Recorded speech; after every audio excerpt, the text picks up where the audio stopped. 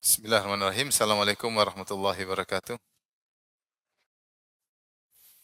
Alhamdulillahi ala ihsani wa syukru lahu ala taufiqihi wa amtinani. Asyhadu an la ilaha illallah wahdahu la syarika lahu ta'ziman li sya'nih wa asyhadu anna Muhammadan abduhu wa rasuluhu ila ridwanih. Allahumma salli alaihi wa ala alihi wa ashabihi wa ikhwani. Hadirin dan hadirat yang dirahmati Allah Subhanahu wa taala, kita lanjutkan nasib pembahasan Kitabun Nikah dari Sahih Al-Bukhari. Bab berikutnya bab ke-8, bab ma yukrahu minat tabattul wal khisa'. Bab tentang dibencinya tabattul. Tabattul yaitu meninggalkan nikah demi untuk beribadah. Tidak mau menikah demi fokus beribadah. Wal khisa' yaitu kebiri, ya, kebiri, ya. Tujuannya kebiri maksudnya agar tidak sibuk dengan wanita karena tidak bisa lagi menikahi wanita sehingga fokus untuk ibadah.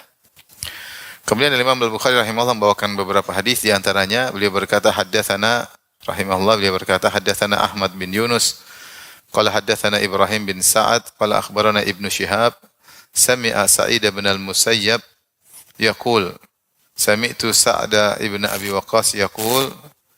Kata Sa'id bin Musayyib, aku mendengar Sa'ad bin Abi Waqqas radhiyallahu anhu berkata, radda Rasulullah sallam ala Utsman bin Maz'un atabattul walau adzina lahu lakhtasaina. Rasulullah sallallahu alaihi wasallam menolak Utsman bin Maz'un terkait tabattul, maksudnya Utsman bin Maz'un minta izin untuk tabattul. Tabattul itu tidak ingin menikahi wanita tapi ingin fokus ibadah, yaitu untuk meninggalkan para wanita. Kata Sa'ad bin Waqqas, walau adzina lahu, kalau seandainya Rasulullah mengizinkan, kalau seandainya Rasulullah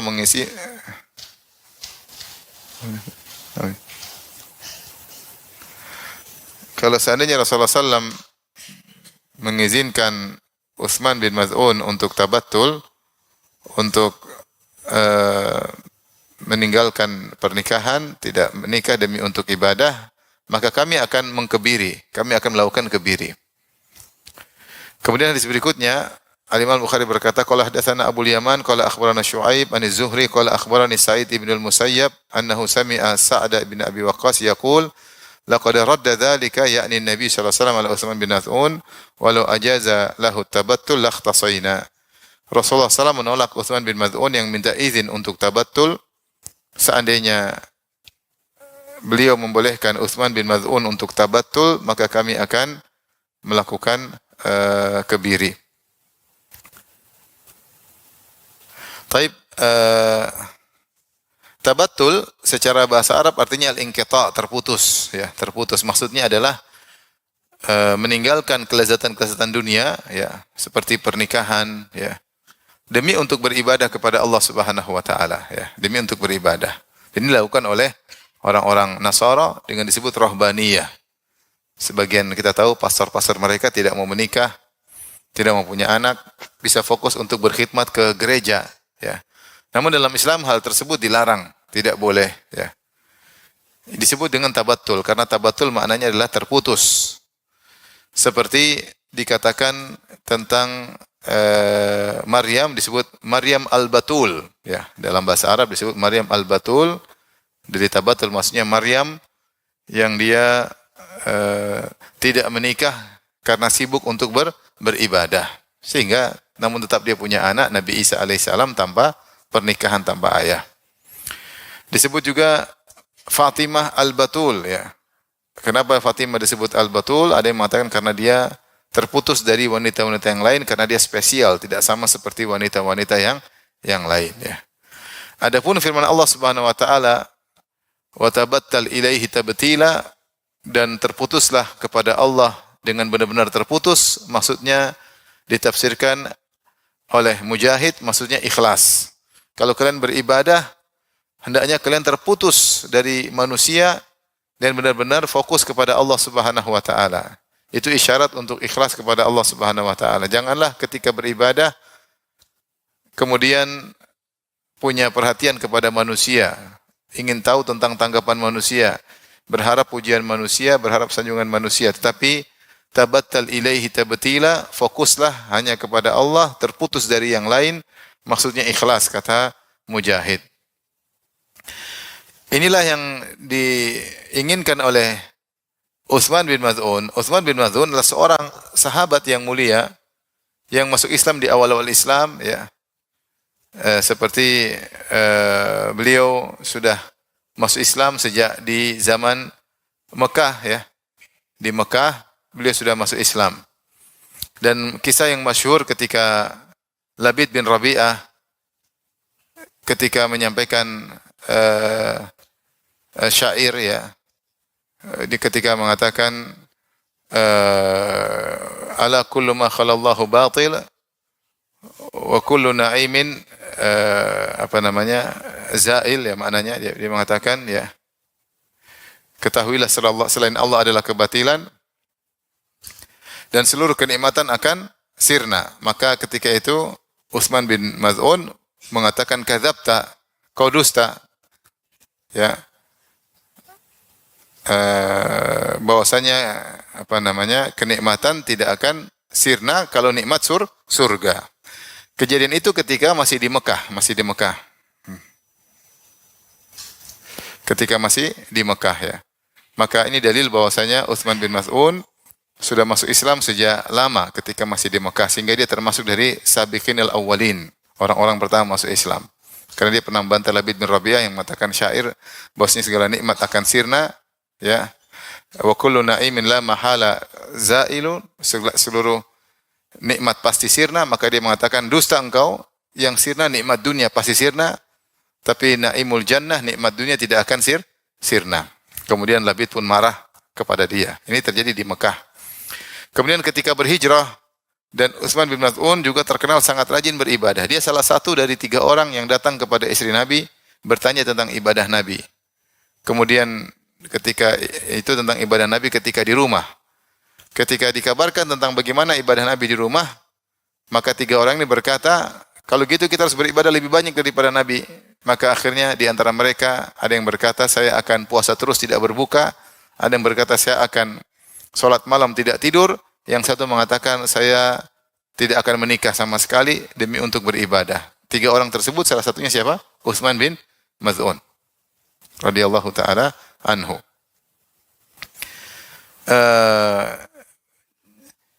Dan beliau terkenal sangat rajin beribadah. Saking sangat rajinnya beribadah, beliau minta izin kepada Nabi.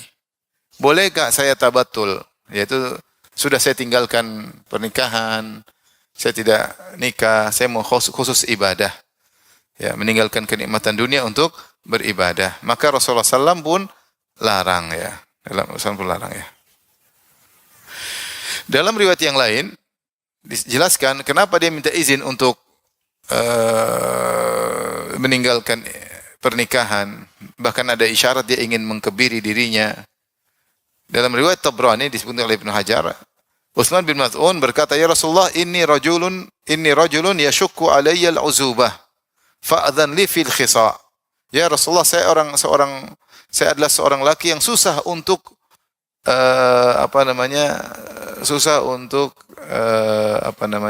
untuk tidak menikah, ya. Ya, maka izinkanlah saya, yaitu sendirian susah, bujangan susah. Saya susah jadi jomblo, ya. Izinkanlah saya untuk kebiri.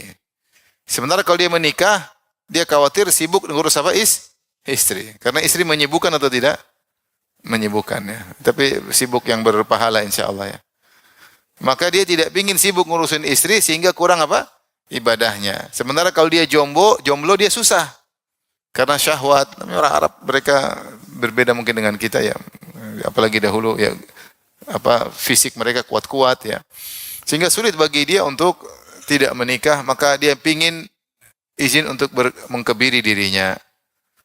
Maka Rasulullah mengatakan, tidak boleh. Walakin alaika bisiyam. Hendaknya engkau berpuasa, ya, berpuasa. Jadi dalil bahwasanya memang dia minta izin untuk kebiri, bukan sekedar tidak menikah aja, tapi minta izin untuk kebiri.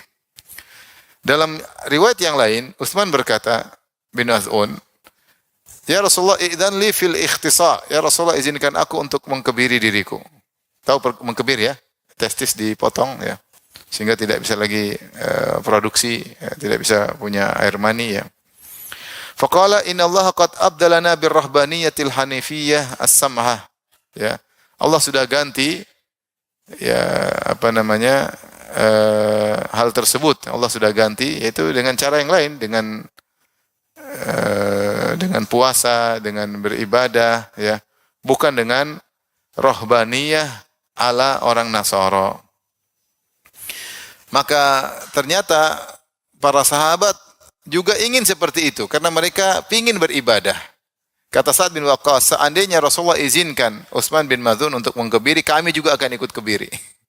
Luar biasa. Maksud saya bayangkan generasi sahabat begitu semangat beribadah sehingga tidak mau terganggu dengan wanita.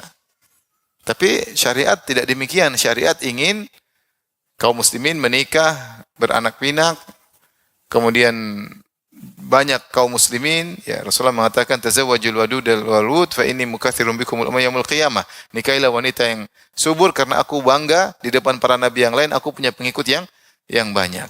Dan juga di kemudian hari dibutuhkan, kata Ibnu Katsir, dibutuhkan untuk berjihad melawan musuh, butuh banyak orang untuk berjihad dalam peperangan-peperangan ya, untuk melawan serangan musuh. Ya kalau semuanya satu minta izin kebiri, Rasulullah izinkan. Satu lagi, habis. Habis. Mungkin kalau kita, ngapain kebiri? mereka ini subhanallah, sambil karena ingin rajin ibadah, mereka minta izin untuk apa? Kebiri. Berarti benar-benar mereka ingin beribadah. Dan yang minta izin bukan cuma Utsman saja, beberapa sahabat yang lain minta izin untuk dikebiri. Tapi dilarang oleh Nabi sallallahu alaihi wasallam karena kebiri ya menimbulkan beberapa dampak. Ibnu Hajar menyebutkan dampaknya kebiri tidak baik. Kenapa? Karena merubah ciptaan Allah. Allah menciptakan manusia dengan lelaki sempurna, kemudian dia ingin rubah. Yang kedua, jadilah dia seperti perempuan. Padahal laki-laki tidak boleh seperti apa? Perempuan. Yang ketiga, bahaya. Kalau dikebiri bisa jadi darah, bisa jadi orang meninggal dunia, apalagi zaman dahulu medis tidak seperti zaman sekarang. Kemudian yang keempat, kalau dikebiri maka tadi memutuskan produksi laki-laki sehingga tidak bakalan punya anak, dan ini tidak baik bagi dirinya, tidak baik bagi juga agama. Karena seorang butuh punya anak untuk mendoakannya ketika dia sudah meninggal, dan anak adalah aset yang paling berharga bagi seorang, apalagi anaknya adalah anak yang soleh ya. Jadi, dampaknya buruk bagi dia. Dampaknya buruk bagi agama karena agama membutuhkan banyak orang. Islam jaya butuh orang ya untuk menegakkan Islam, memperjuangkan Islam ya, untuk bersedekah, berinfak, ini butuh orang. Kalau semua kebiri, orang akan habis. Maka Ibnu Hajar menyebutkan beberapa dampak buruk dari kebiri. Adapun hewan boleh dikebiri. Hewan boleh dikebiri. Hewan yang terutama untuk memperbanyak dagingnya, karena hewan kalau dikebiri maka dia makan banyak ya, dia makan banyak sehingga dagingnya dia jadi gemuk, jadi gemoy, maka hewan yang gemoy lebih disukai daripada hewan yang kurus ya. Dan ini hanya berlaku bagi hewan yang boleh dimakan, maka boleh dikebiri, atau ada kemaslahatan yang lain, ada kemaslahatan yang lain. Sehingga para ulama khilaf, apakah kalau hewan sudah besar boleh dikebiri atau tidak? Kalau masih kecil boleh, kalau besar yang benar wallahu alam tetap boleh. Selama ada maslahatnya, kalau dikebiri dia kemudian makannya jadi banyak, dan itu memang hewan diciptakan untuk kemaslahatan kita. Maka kalau dagingnya semakin banyak maka boleh dikebiri. Adapun manusia tidak ada maslahatnya, Dan ini dalil juga Rasulullah sallallahu alaihi wasallam ya, ketika Utsman bin Maz'un minta untuk mengkebiri, Rasulullah mengatakan tidak boleh. Minta izin untuk tabattul, untuk tidak menikah. Sementara dia bilang, saya sulit kalau jomblo ya Rasulullah. Maka Rasulullah bilang jalan keluarnya adalah apa? Puasa. Ini jalan keluar yang terbaik. Rasulullah SAW tidak mengatakan jalan keluarnya adalah onani misalnya atau masturbasi, enggak. Karena jalan yang terbaik adalah dengan apa? Puasa. Maka hadis-hadis seperti ini dibawakan oleh para ulama menunjukkan bahwasanya onani atau masturbasi hukum asalnya adalah haram.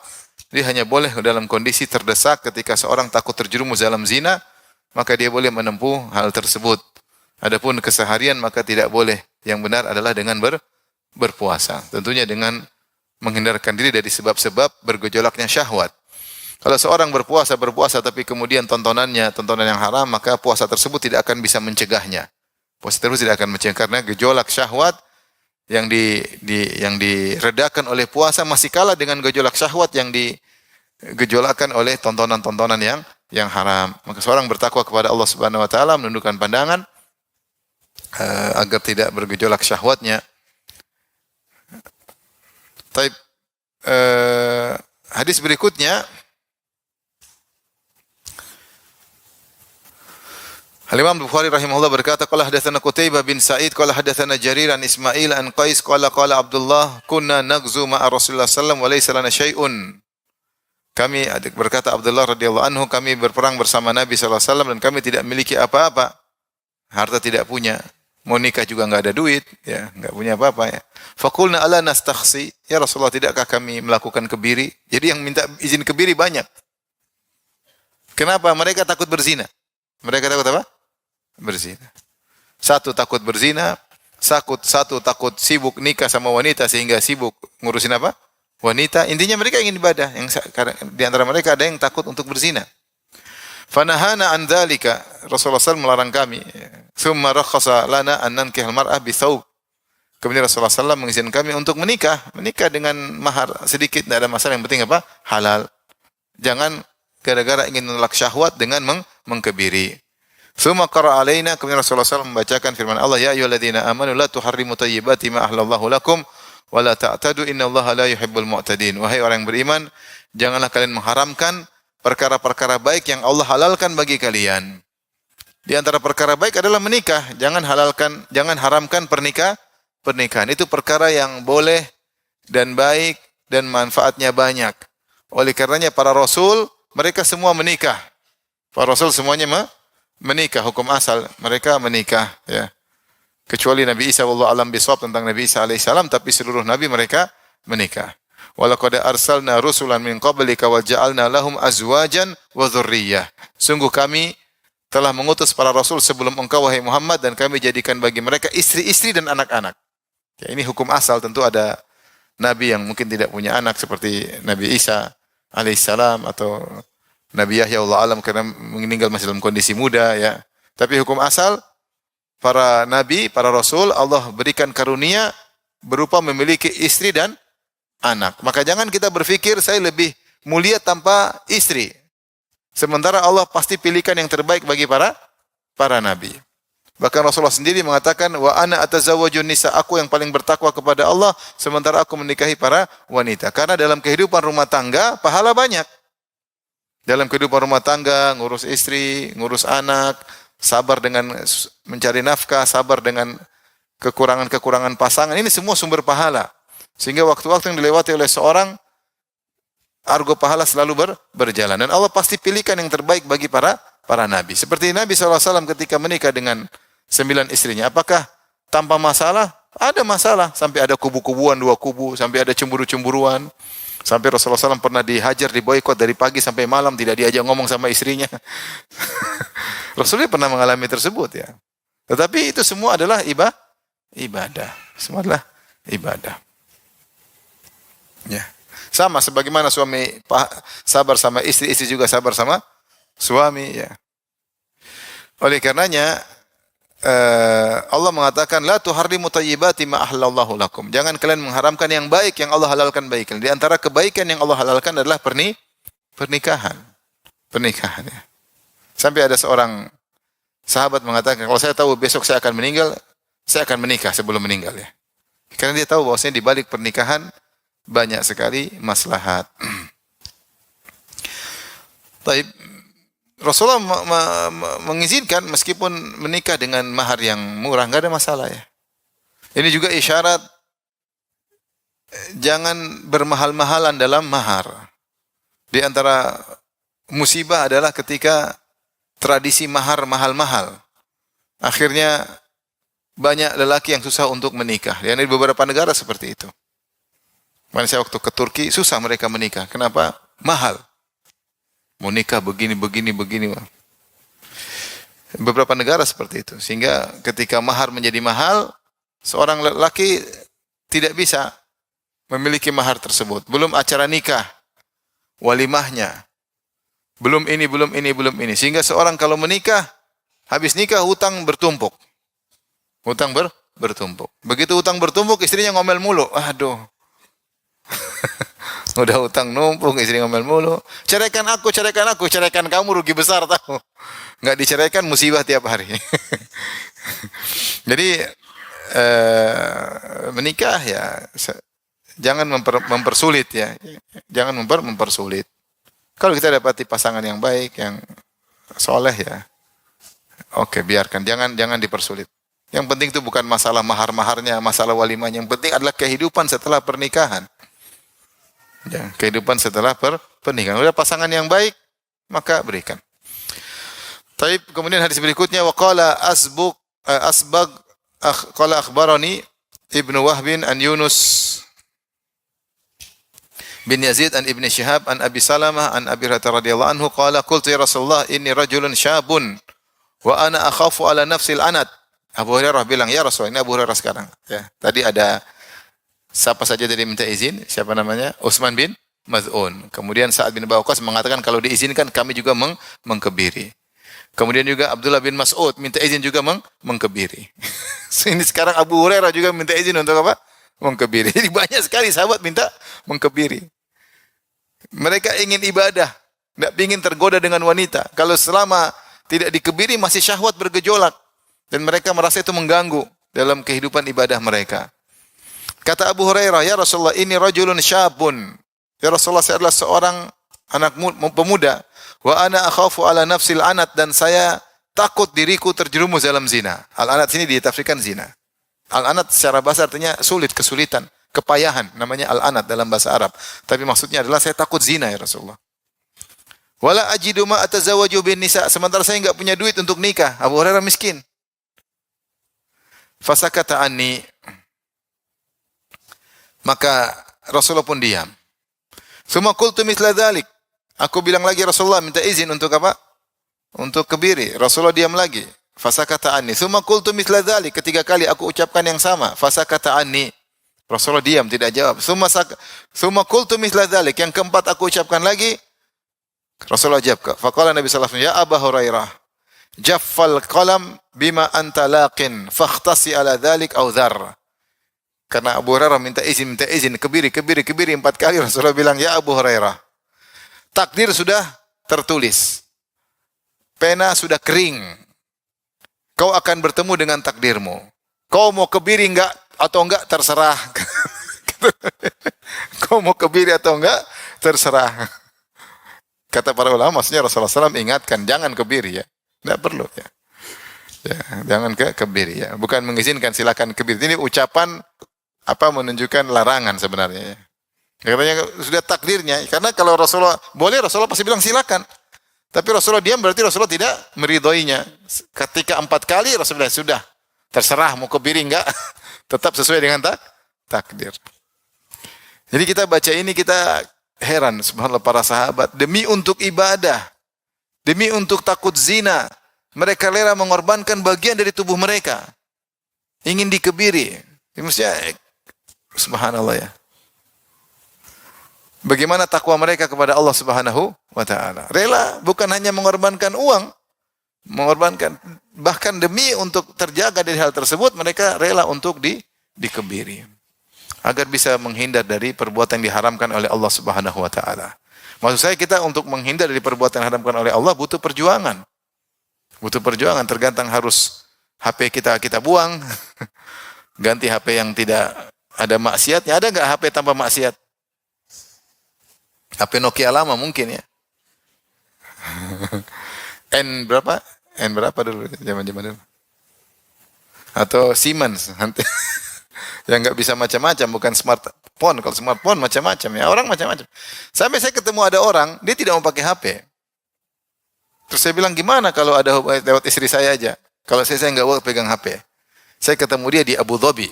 Abu Dhabi itu di kampung apa di kota? Di kota Abu Dhabi. Tetangganya Dubai. Bayangkan tinggal di kota besar, tidak pegang HP.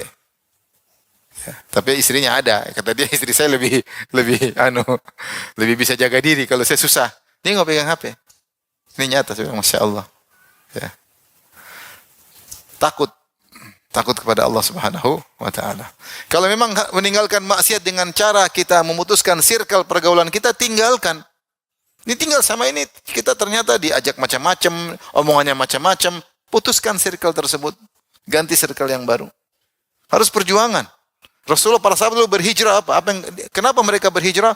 Supaya bisa ibadah kepada Allah. Apa yang mereka tinggalkan? Kampung halaman mereka, keluarga mereka, pekerjaan mereka, harta mereka, mereka tinggalkan semua. Untuk beribadah kepada Allah. Semuanya butuh perjuangan. Hidup cuma sebentar. Kalau circle kita membuat kita rusak agama kita, kita semakin duniawi, merusak rumah tangga kita, membuat kita bisa terjerumus dalam kemaksiatan, putuskan. Kalau perlu tinggalkan pekerjaan, cari pekerjaan lain. Cari pekerjaan lain. Itu dilakukan oleh sebagian ikhwan. Banyak pekerjaan, duit banyak tapi bahaya. Bahaya, mereka tinggalkan. Seperti ada pekerjaan proyek, tapi kalau proyek supaya lancar harus bawain perempuan, bawain khamar, bawain untung mungkin miliaran, tapi harus servis, entertain kepada bos-bos itu, bawain cewek, wah berhenti akhirnya, ngeri. Kalau enggak begitu tiap hari. Saya ketemu kawan cerita, dia berhenti kenapa? Dia dulu kayak gitu-gitu juga, saya nggak pengen sebut jenis pekerjaannya. Intinya supaya proyek lancar, minta perempuan, dia nggak mau sih perempuan, mau saya suruh orang berzina, enggak. Akhirnya dia cuma belikan tiket ke luar negeri. Begitu bos tadi ke luar negeri, terus pulang setelah mungkin 2 minggu lagi pulang ketemu kawan saya lagi. Makasih katanya. Itu perempuan bagus sekali di sana. Wah, teman saya kan dia tidak sediain perempuan, ternyata sudah paket. Wah, habis dia berhenti. Bayangkan orang zina kita yang berdosa, dia yang enak kita yang susah. Alhamdulillah ya. Perjuangan. Dia hidup cuma sebentar, mati terus gimana? Mati alam barzah. Tadinya kita kaya terus miskin mendadak di alam barzah.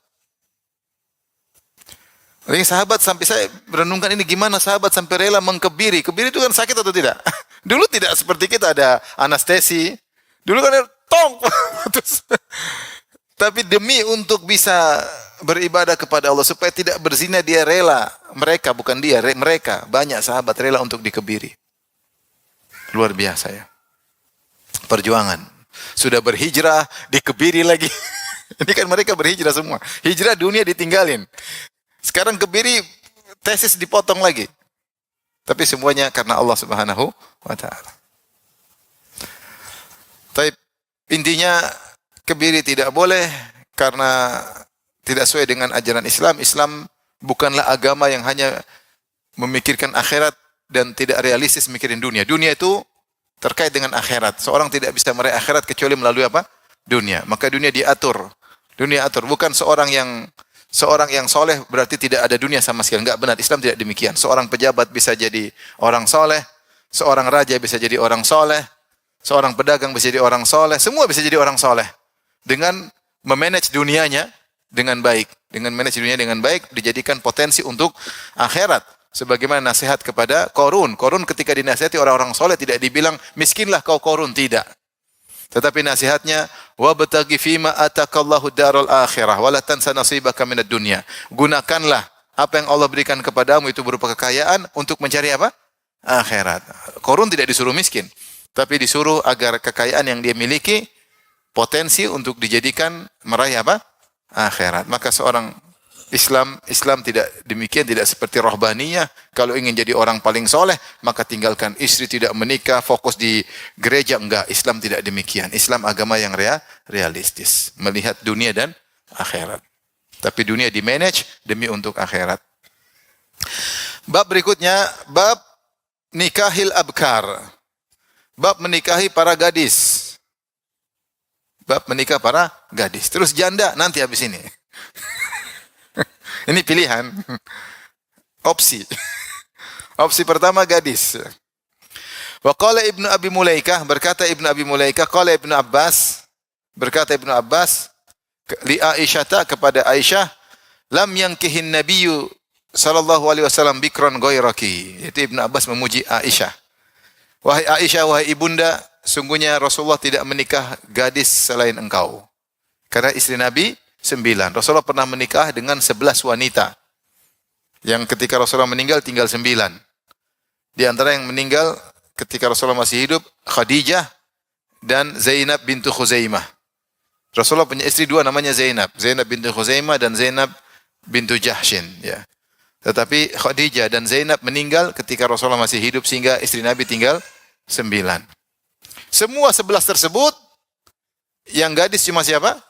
Aisyah radhiyallahu taala. Ini dalil bahwa Rasulullah SAW bukan seorang yang mengejar syahwat. Seandainya dia kalau ingin sekedar syahwat, dia akan menikah seluruh gadis-gadis. Dan dia yang menganjurkan menikahi gadis sementara dia memilih janda. Itu pun Rasulullah menikah dengan Aisyah sebagaimana akan datang karena perintah dari Allah. Rasulullah bermimpi suruh menikah dengan Aisyah radhiyallahu taala anha. Tentu banyak hikmah yang Allah kehendaki di balik menikah dengan Aisyah radhiyallahu anha. Di antara hikmah yang sangat jelas bahwasanya Aisyah paling banyak meriwayatkan hadis-hadis Nabi sallallahu alaihi wasallam. Istri Nabi yang lain tidak. Aisyah paling banyak. Karena wanita yang gadis mungkin tidak banyak pikiran masih fresh ya. Benar enggak ibu-ibu? Kalau janda sudah banyak garam yang dia makan ya.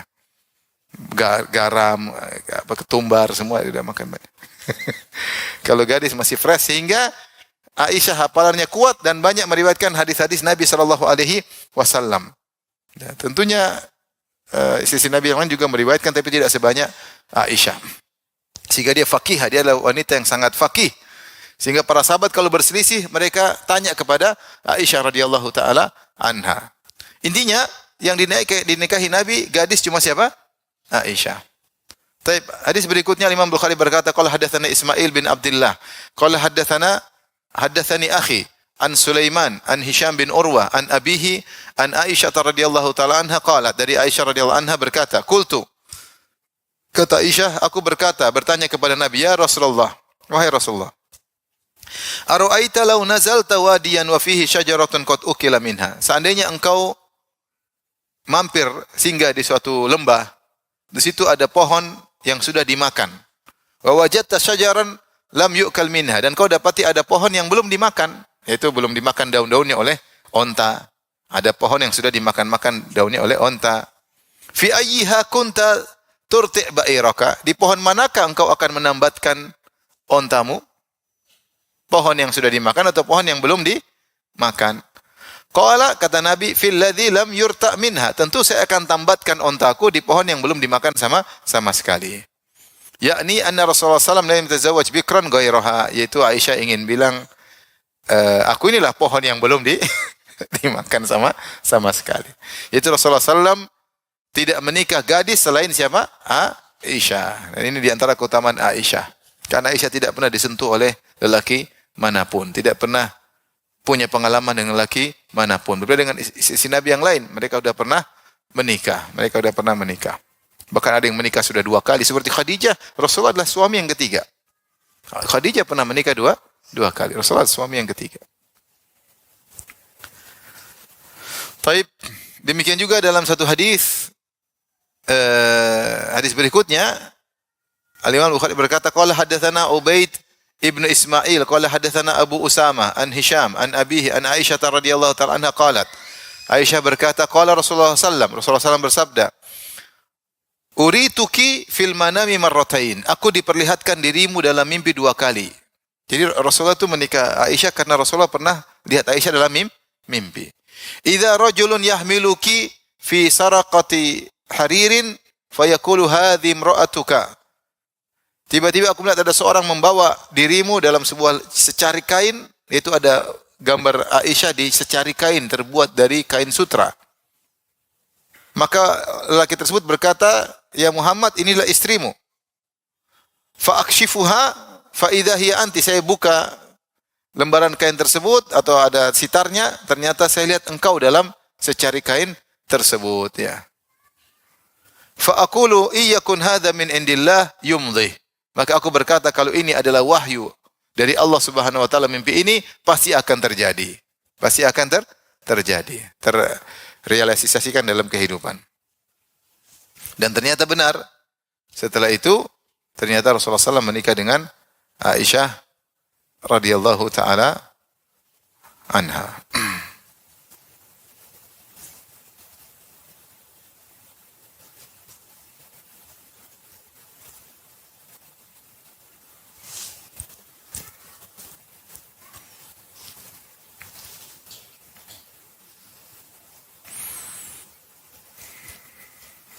Taib. Bab berikutnya yang kita tunggu-tunggu, bab menikah janda. Babu tazwiji ats-tsayyibat, menikah dengan para janda. Wa qalat Ummu Habibah, berkata Ummu Habibah, qala lin Nabi sallallahu alaihi wasallam, Rasulullah SAW berkata kepadaku, la ta'ridhanna alayya banatikunna wala akhawatikunna. Jangan kalian tawarkan kepadaku putri-putri kalian dan saudari-saudari kalian. Ya. Maksudnya apa? Dulu para sahabat ketika Rasulullah pengen menikah, istri-istri Nabi menawarkan nikah sama adik saya. Ya, nikahi sama dengan adik-adik saya. Dia lebih utama untuk ikut bahagia bersamaku daripada kau nikah dengan wanita lain. Maka Rasulullah ingatkan bahwasanya kalau seorang sudah menikah dengan seorang wanita, maka saudarinya jadi mahram. Tidak boleh menggabungkan dua wanita dalam satu waktu. Sehingga saudarinya adalah mahram sementara, kecuali kalau udah cerai. Namanya mahram muakkad, mahram sementara. Sementara putrinya jadi mahram abadi. Ya. Jadi anak bawaan itu adalah mahram. Maka Rasulullah mengatakan, la ta'ridhanna alaih, jangan kalian tawarkan kepadaku saudari-saudari kalian, dan jangan kalian tawarkan kepadaku putri-putri kalian. Ketika Rasulullah mengatakan, jadi perhatikan sini, ketika Rasulullah mengatakan jangan tawarkan kepadaku putri-putri kalian, berarti istri Nabi para janda, karena mereka ada yang sudah punya putri. Ya, seperti siapa? Seperti Ummu Salamah. Ummu Salamah ketika nikah dengan Nabi sudah punya anak-anak. Sudah punya anak dari Abu Salamah. Ya. Ini dalil bahwasanya Rasulullah SAW menikahi para janda.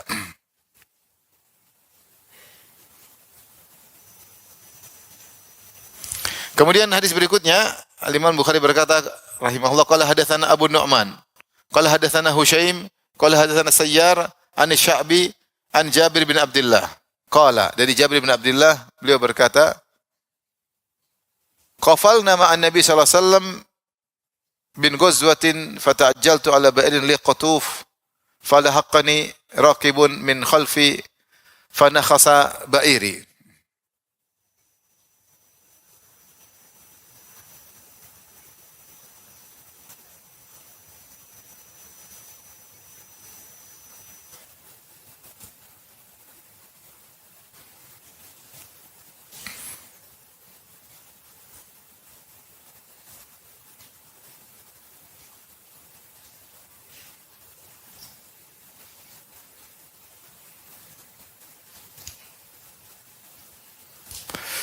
Kata Jabir radhiyallahu taala anhu, suatu hari kami pulang bersama Nabi sallallahu alaihi wasallam dari sebuah peperangan. Itu pulang menuju kota Madinah, habis perang pulang.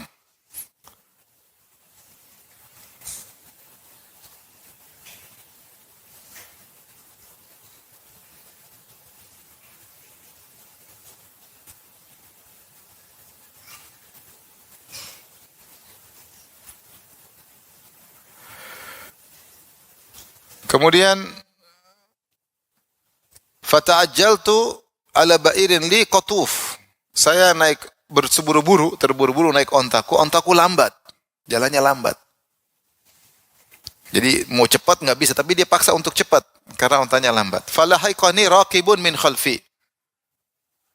Maka kemudian tiba-tiba muncul seorang dari belakangku menyusulku. Kemudian fanakhasa ba'iri bi anazah kanat ma'ahu. Maka dia kemudian memukulkan tongkat ya ke ontaku ya.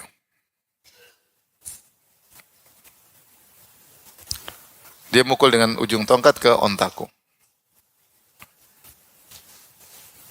Fantalaqa ba'iri ka ajwadi ma anta ra'in minal ibil. Tiba-tiba ontaku jadi cepat banget setelah dipukul pakai apa? Tongkat tersebut. Ternyata siapa yang pukul? Ternyata Nabi sallallahu alaihi wasallam. Ini mukjizat Nabi. Ontanya lambat, sendul gini langsung cepat. Fa idza Nabi sallallahu alaihi wasallam, ternyata itu Nabi sallallahu alaihi wasallam. Faqala, Rasulullah berkata, "Ma yu'jiluka?" Apa yang buat kau buru-buru? Ini menunjukkan Rasulullah perhatian sama jamaah. Ini kok ada yang mau cepat-cepat tapi ontanya enggak bisa cepat. Rasulullah sendul akhirnya lebih cepat. Rasulullah bertanya, "Apa yang buat kau buru-buru wahai Jabir?" Kuntu haditha ahdin bi urusin. Saya baru nikah ya Rasulullah, pengen cepat pulang. Ini bagus. Suami yang pengen cepat pulang tuh bagus atau tidak?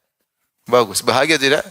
Bahagia. Ciri rumah tangga bahagia adalah suami pengen cepat pulang, istrinya suka video call. Kalau istri enggak suka video call, suami enggak pengen pulang, ini bermasalah rumah tangga. Dalam penderitaan meskipun duitnya banyak. Antum melihat antum menderita apa? Tidak. Maka cepatlah ontaku seperti onta paling cepat yang pernah kau lihat. Maka Nabi tanya kepada aku, yang buat kau buru-buru pulang? Aku berkata, aku baru saja menikah.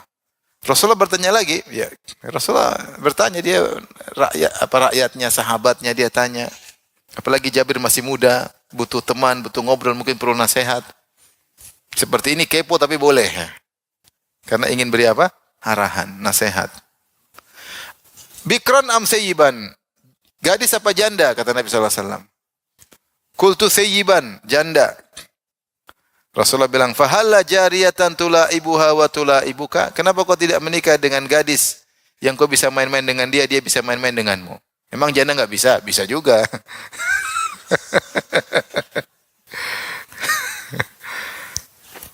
Falamma dhahabna linadkhul, tatkala kami ingin masuk kota Madinah, qala amhilu, kata Rasulullah, tunda dulu hatta tadkhulu lailan, sampai kalian masuk di malam hari. Ai asya'an atau isya'an, malam hari, likai tamtashital sya'ithah wa tastahiddal mughibah, agar wanita yang rambutnya semerawut bisa sisir rambutnya, dan agar wanita yang suaminya belum mughibah itu yang suaminya tidak di rumah safar bisa mencukur bulu kemaluannya. Ini dalam hadis Rasulullah suruh menunda untuk masuk kota Madinah supaya istri-istri persiapan. Ini dalil bahwasanya wanita bersiap-siap untuk menyambut suaminya. Dan dahulu para wanita di zaman sahabat mereka berias untuk suami. Makanya kalau suami tidak di rumah, mereka tidak peduli dengan rambutnya. Dan mereka tidak peduli dengan bulu kemaluannya tumbuh. Tapi kalau suami mau pulang, maka mereka siap-siap. Rasulullah bilang kasih kesempatan mereka untuk apa? Bercukur. Kasih kesempatan mereka untuk sisir rambut. Itu wanita zaman dahulu. Kalau zaman sekarang berias untuk orang lain, itu masalahnya. Kalau mau keluar rumah setengah jam depan cermin, spidol sana, spidol sini. Untuk apa? Untuk dilihat sama laki-laki lain. Kalau suaminya seadanya, qanaah. Ini problemnya, masalah. Harusnya wanita itu berias untuk apa? Suami. Makanya saya sudah sampaikan ketika Salman Al-Farisi mengunjungi Abu Darda, kemudian dia melihat Ummu Darda mutabadzilah. Ummu Darda pakaiannya seadanya, tidak rapi. Maka Salman berkata, "Masya'nuki, ada apa gerangan?" Bukan, maksudnya biasanya wanita-wanita itu kalau suaminya lagi tidak bersafar, mereka siap-siap untuk menyambut apa? Suaminya. Apalagi sekarang sudah mau waktu makan siang. Sebentar lagi suaminya pulang, tapi pakaiannya kok tidak rapi. Karena sebentar lagi suaminya bakalan pulang. Kok pakaiannya begini? Pakaian kayak mungkin orang orang lagi kemana, lagi susah. Kata Ummu Darda, akhuka Abu Darda laisa lahu hajatun ila dunya. Kata Ummu Darda, wahai Salman, saudaramu si Abu Darda tidak butuh dengan dunia, itu tidak butuh dengan saya sebagai istri. Ngapain saya berias dan berhias? Ini dalil bahwasanya para sahabat dahulu mereka kalau berias dan berhias untuk apa? Suami mereka. Makanya Rasulullah mengatakan amhilu, tunda-tunda. Ya. Dalam hadis yang lain Rasulullah mengatakan jangan masuk di malam hari, tapi masuk di pagi hari. Supaya apa? Supaya wanita yang rambutnya semrawut bisa menyisir rambutnya, dan wanita yang belum cukur bulu kemaluan bisa mencukur bulu kemaluan. Dalam riwayat ini kata Rasulullah, jangan masuklah di malam hari. Dalam riwayat yang lain, janganlah masuk malam hari. Ini dijelaskan oleh Ibnu Hajar.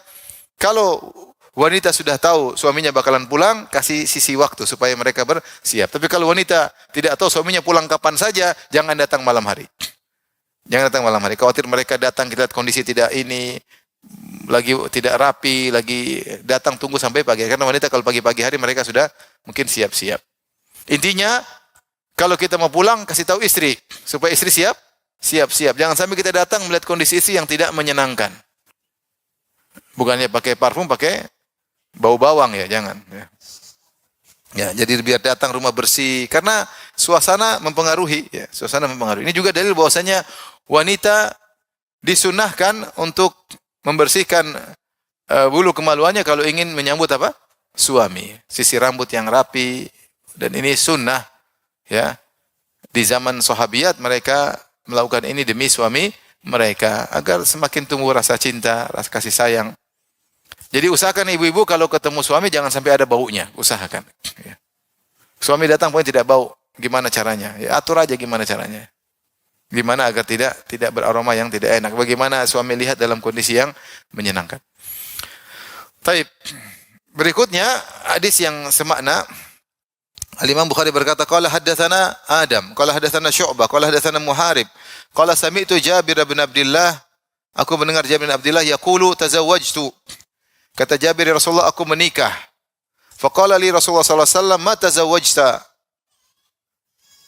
Apa yang kau nikahi? Faqultu tazawwaju sayyiban, nikah maksudnya menikah janda atau gadis. Faqultu tazawwajtu sayyiban, aku menikah seorang janda. Faqala ma laka walil azara? Kenapa kau tidak menikahi gadis wali abiha dan permainannya? Li abiha ini ada yang baca li abiha, ada yang baca lu abiha. Kalau li abiha dari la abayula ibu mula abatan li aban seperti jahad yujahidu mujahadatan jihadan. Jadi dibaca dengan dua harokat. Ada li abiha, ada lu abiha. Kalau li abiha maksudnya kenapa kau tinggalkan gadis dengan permainannya? Kalau lu abiha, kenapa kau tinggalkan gadis dengan air liurnya? Lu'ab artinya apa air? Air liur. Fadzakartu dzalika li Amr bin Dinar. Aku sebutkan hadis ini kepada Amr bin Dinar. Faqala Amr, sami'tu Jabir bin Abdullah yaqul qala li Rasulullah sallallahu alaihi wasallam halla jariyatan tulaibuha wa tulaibuka. Maka kata Amr bin Dinar, aku mendengar Jabir berkata kepada aku, Rasulullah SAW bersabda, tidakkah kau menikah dengan gadis yang kau bisa bermain-main dengan dia dan dia bisa bermain-main dengan engkau. Taib, ini semua kisah tentang Jabir bin Abdullah dan tentang keutamaan menikah dengan wanita yang gadis, karena itulah yang Rasulullah SAW sarankan. Kenapa Jabir menikah dengan janda? Dalam riwayat disebutkan, jadi ketika ayahnya Abdullah, jadi Jabir namanya Jabir bin Abdullah bin Haram. Ayahnya Abdullah bin Haram ketika perang Uhud, dia mengatakan, wahai Jabir, sebentar lagi perang Uhud, dan saya merasa saya akan termasuk orang yang awal-awal meninggal. Saya punya hutang, kau lunasi, jangan lupa. Dan kau punya adik-adik perempuan, tolong perhatikan. Tolong perhatikan adik perempuan. Di dalam riwayat dia punya 9 adik perempuan. Ya, 9 adik perempuan. Karena itu Jabir bin Abdullah akhirnya tidak menikah dengan gadis. Dia menikah dengan janda supaya bisa ngurus apa? Adik-adiknya. Bisa ngurus apa? Adik-adiknya.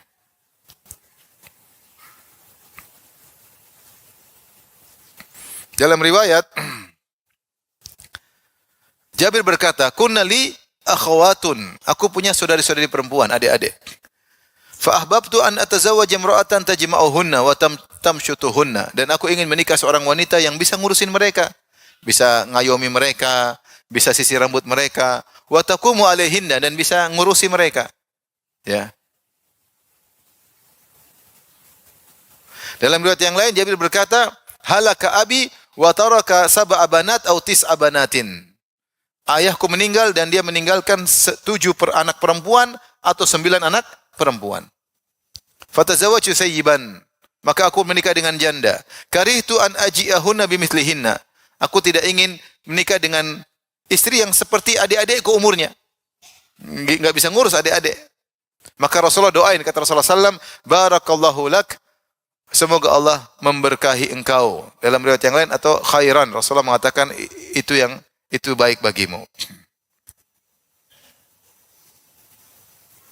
Dalam riwayat yang lain kata Rasulullah SAW, asabta, kau benar.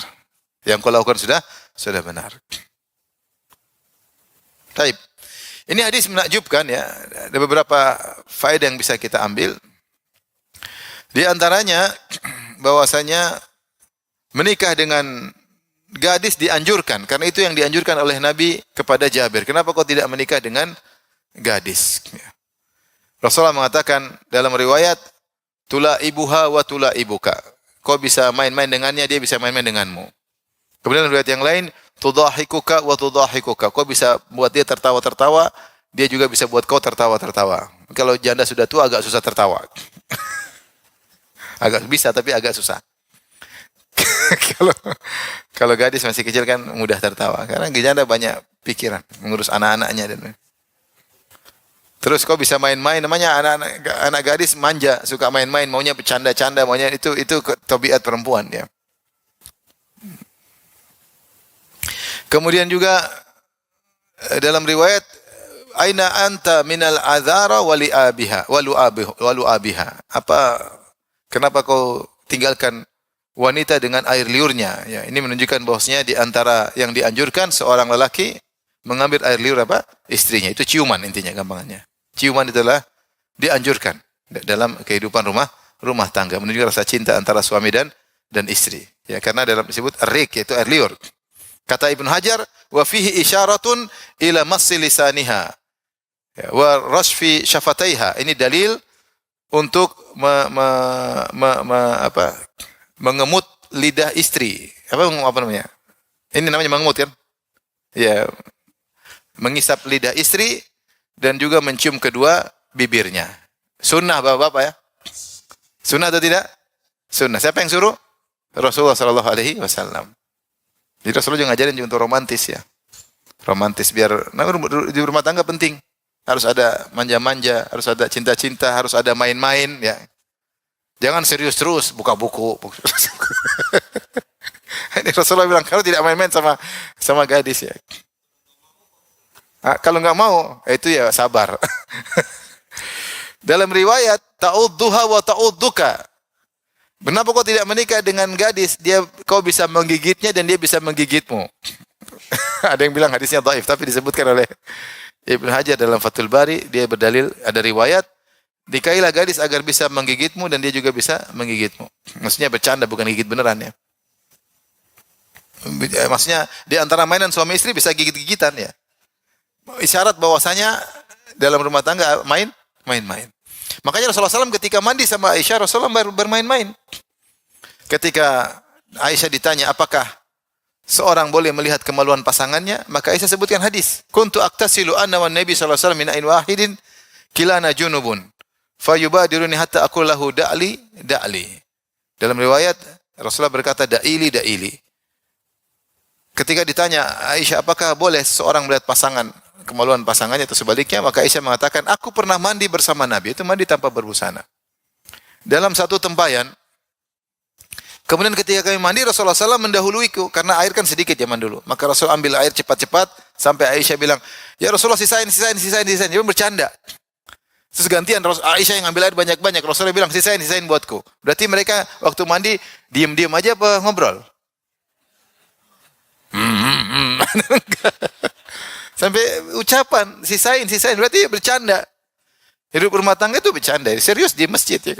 Kalau di rumah tangga ya itu ada begininya, ada ketawa-ketiwinya, ada gigit-gigitan, ada. Jadi seperti itu. Ya.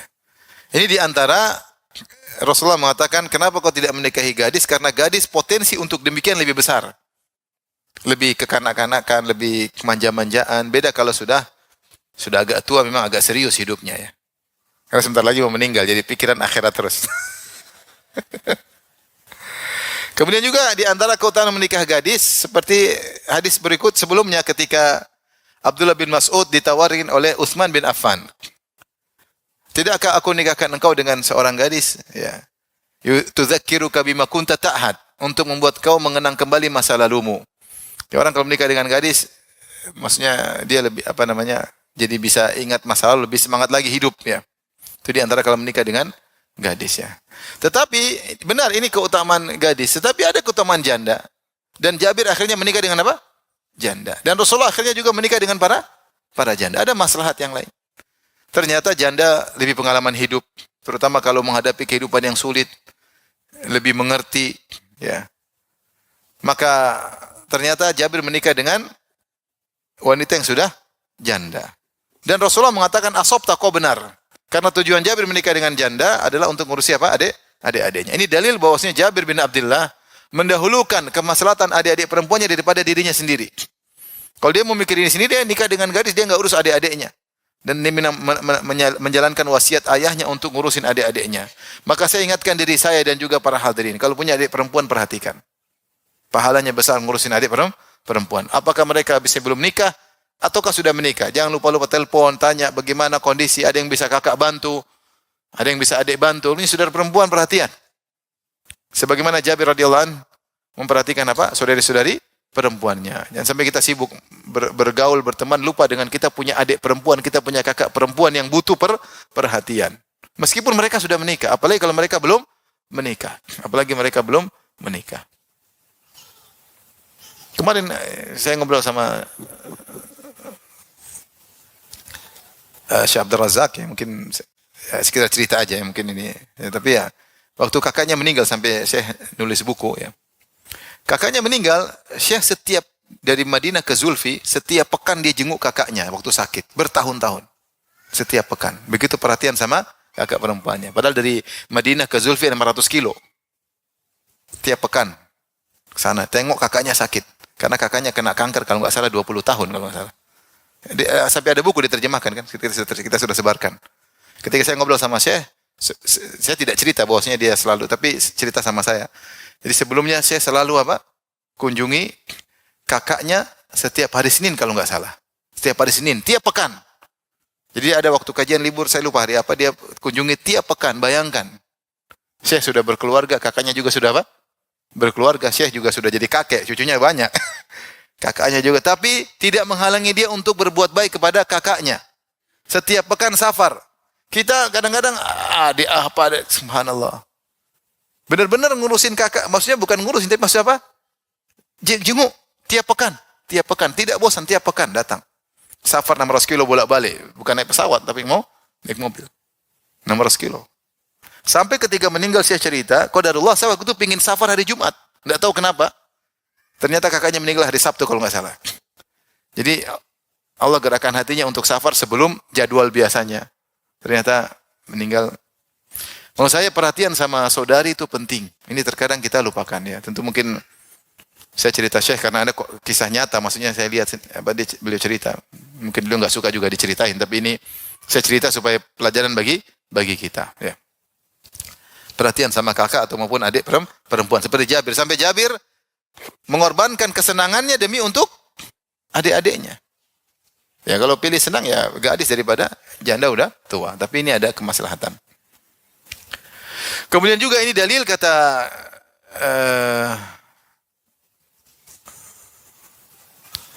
Ibnu Hajar rahimahullahu taala tentang bolehnya seorang menikahi wanita untuk pekerjaan rumah meskipun tidak wajib kata Ibnu Hajar ya. Karena tidak wajib bagi seorang istri untuk ngurusi ipar-iparnya. Wajib atau tidak? Tidak. Tetapi kalau tradisi mengatakan demikian, baiknya seorang wanita melakukan demikian. Dan Jabir sengaja nikah untuk itu. Dan istrinya setuju. Sehingga dia nikah dengan Jabir ngurusin apa? Adik-adik. Meskipun tidak wajib. Jadi kalau ada seorang wanita, suaminya bilang, sayang bisa tolong ngurus ibuku. Ya, memang tidak wajib. Tapi kalau kau lakukan dapat pahala. Seperti istrinya Jabir ngurusin adik-adik perempuannya. 9. Sedikit atau banyak? Banyak 9. Tapi wanita soleh luar biasa. Luar biasa.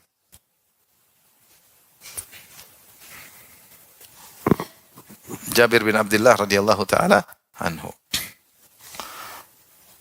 Maka wanita kalau tradisi masyarakat ngurusin suami, dikerjakan ya. Jangan cuma duduk manis main HP, medsos. Bibi. Ambilkan baju bapak, bibi. Koper bapak, bibi. Tehnya bapak, nasi goreng bikin buat bapak. Bibi soleha. Semuanya bibi. Benar atau tidak? Begitu bikin istri soleha, bukan bibi apa? Soleha. Lah bibi soleha juga, tapi istri yang soleha. Tapi demikian saja. Mohon maaf banyak yang belum saya jawab. Insyaallah lain kali. Wabillahi taufiq. Assalamualaikum warahmatullahi wabarakatuh.